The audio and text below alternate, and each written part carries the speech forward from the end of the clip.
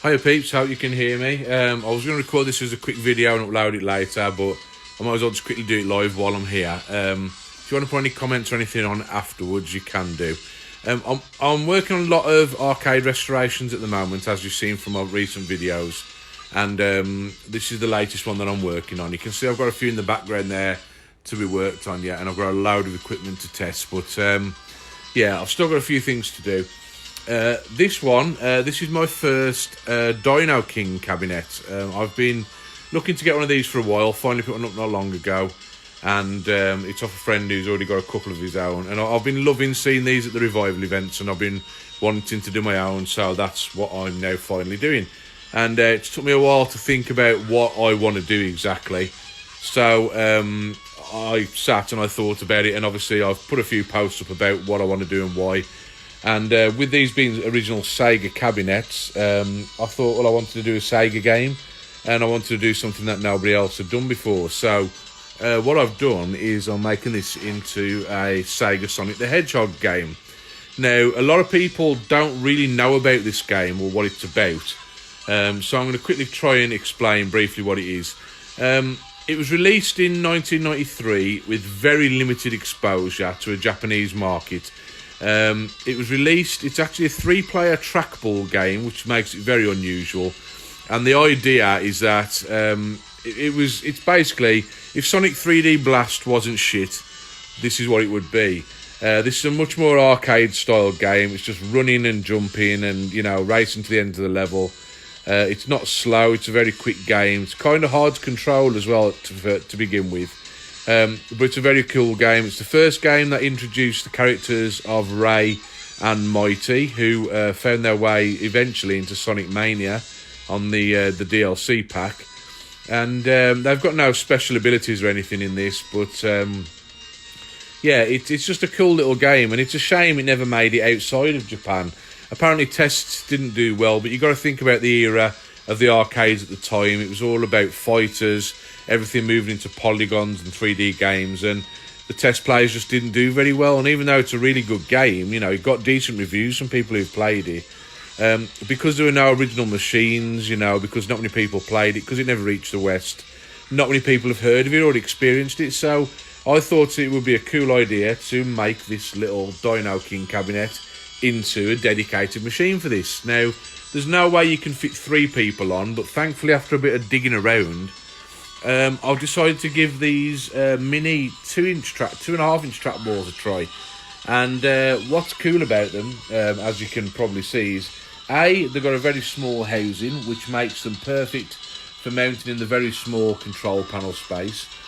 By the way, don't worry the fact that I'm running this on an LCD at the moment. I've got all the kit here to convert the PC that's down there to 15 kilohertz. And I've got I've got all the stuff there to do that. I just haven't had a chance to do it yet. I'm testing all this out of the cabinet first before I start hacking it all in. But yeah, it's the trackballs arrived after a bit of confusion over the ordering, and they turn out pretty well. And there is actually going to be room in this cabinet to have two players.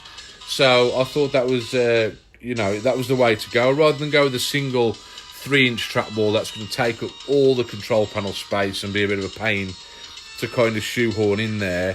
I've gone with one of these mini trackballs, and I've been testing it out and it works really well. Now, what's cool about these is they already come wired in with buttons for left mouse button, right mouse button, and centre mouse button. So if you do want to do anything on the control panel, you've got the wires there to do that. So I've just quickly hooked those up to a few buttons to do some testing. Now, this trackball is the PS2 connection only, which thankfully the PCs that I use have still got the PS2 connection. And obviously if I'm running 2 of these, thankfully you can use a PS2 to USB adapter and run the second one. So I've not got a PS2 to USB adapter kicking around at the moment. I had some, but I can't find them. But I will be testing it with two trackballs soon. You can actually set the game up in 2-player or 3-player mode. And obviously I've set it up for 2-player mode with the start button, because it's nice to have dedicated start button on the control panel. But there's plenty of connections to add a few more things in. So yeah, so this trackball's quite cool. As you can see, when it's plugged in, it's a completely clear trackball, which is quite cool, and it's illuminated in green. But when you click a button, as I'm about to do, when you click a button, the trackball illuminates in red, which I think is quite a nice touch. I don't like to make cabinets too flashy and gaudy, but I wanted to give this a little bit more than the other conversions that are being done. So you can see I've already marked out some space. That area is going to be cut out because if you see my artwork design on a previous post, you can see the marquee the marquee logo will be perfectly illuminated if I cut that space out of there and backlight it. So once the front perspex is on, you can see what I've taken out of it down there. There's all the guts out of it. It will illuminate perfectly, and there's actually a part along the bottom as well where the character profiles are. I'm going to be widening that, and that will be backlit as well. And so yeah, that's one of the little touches I'm doing. Yeah, and I'm glad you brought it up, Andy. What I'm going to be doing, I'm not going to change the LED because the location it's in is kind of awkward, and I don't know what kind of resistors you need to put in place for this, what it can handle. So what I'm going to do is you can actually get like lens paint. I used to use it in my Boy Racer days. We used to paint our bulbs in blues and greens and reds and things like that, and it's designed to be translucent, but it's resilient enough that the light doesn't kind of bleach it over time. So what I'm going to do is the green LEDs, I'm going to be changing the green LED. I'm going to be painting over the green LED with a blue lens paint, and that way it'll be lit in blue, so it'll look like a little Sonic ball, I suppose, rolling. I could do both characters different colours, but I think to make a yellow, because like you got three characters, you know, Sonic's the main character, you know, I can't make it so it will pick blue, yellow or red for each of the characters. So I'm just going to make them both blue with red when you press the button to jump, and leave it at that. I think that's a decent enough touch without having to hack these apart too much. The good thing is as well, these trackballs are quite cheap to buy, so I was really pleased about that. The only thing I might have to tune is, anybody who's ever worked with analog controls before will know that the pole rate of analog controls is different depending on the purpose. So you've got like an optical wheel in things like a two-way axis optical analog device like a spinner, and then you've got it's the same principle in a trackball. You've just got two of those, and the resolution of that optical wheel doesn't match what some of these games would have originally had, because they were designed to have bigger trackballs, and obviously the amount you actually spin the ball won't translate directly to the way it will on screen. But thankfully within MAME you can actually alter the analog sensitivity of devices, and I think that with a little bit of tuning I can have this playing, you know, just as it should have been on a 3.5 inch trackball. The good thing is I've got a 3.5 inch trackball here to test it with, to see how it should feel, and I'm going to try and make it match that as closely as I can on these 2.5 inch trackballs. So but yeah, people want to know what the game was like. Not many people have seen it. I've thrown up a few screenshots and nobody really gets it, so I just wanted to quickly try and play it with you watching, just to show you it's all working, and give you a bit of a rundown of what it's about. Just going back over your things there. 210 watt, Andy, sorry. I'm assuming cost-wise. Yeah, no, Chris, this isn't Sonic 3D. This was a dedicated game made just for the arcades.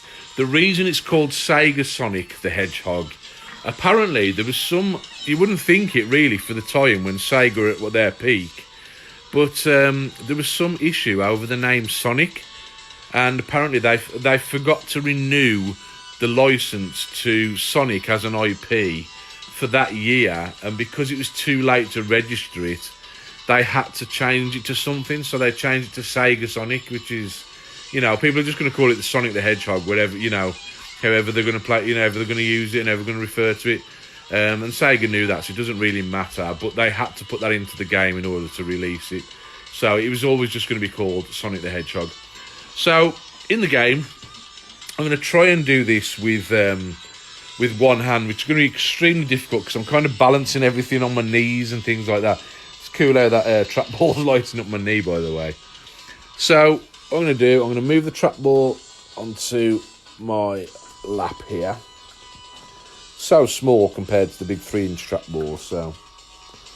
And then I'm going to hit start, which I think I've wired to this button over here. And then you can see you use a trackball to pick your character. And yeah, I'm going to go with Ray. And then as you can see, all you have to do is roll the trackball to make the move and jump to jump. This couldn't be simpler. It's got a cool little intro. I've actually based the artwork I've created on for this on some of the in-game art, particularly that tower. So this is going to show you very well, but you can see I am controlling him by rolling the trackball round. But I'm doing it with one finger, and I'm going to end up having to get pushed through this because I can't actually hold the switch that I've got for jump set up in the other hand. But I just wanted to show you that the trackball is controlling it nice, and I'm able to do it with one finger. So once you've got a full hand and you're able to give it a real spin, that'll be great. But I'll show you what I mean about the resolution in a second, because I'll have some space to actually do it. When I let go of this, when I stop spinning at the moment, it kind of grinds to a halt, and that's because this trackball hasn't bedded in yet, and it doesn't travel once you let go of it. To compensate for that, I'll alter the analog sensitivity slightly, and that way you won't grind to a halt when you stop spinning, because otherwise you'll be having to spin like a lunatic in order to just not keep breaking every 2 minutes. See what I mean about how he stops dead? If I alter the sensitivity, that'll cure that. If I try and keep spinning as best I can now, I might be able to keep him moving. Yeah, I've got him going now. Like I say, not easy. I'm trying to hold my camera with one hand and, you know, spin the trackball with the other. Even though the characters are slightly annoying and Japanesey, the game itself is actually pretty cool. Here you go, you have to spin the thing to get the tracks going. I'm going to fall in the pit, unfortunately, because I can't get the jump button. But it's got, like I say, the way you navigate the levels is just so much different to, you know, other Sonic games. I mean, Sonic 3D Blast just absolutely sucked, I thought. We'll switch to Mighty. Oh, Sonic, there we go. I spun in at the last minute. There we go. I'm doing it with my thumb now, that's easier. Should have thought that started. So you have to climb up there before the flames get to you. And like I say, once I alter the resolution of the trackball, this will control a lot smoother. Once it's set in a panel, I'll be able to move it properly.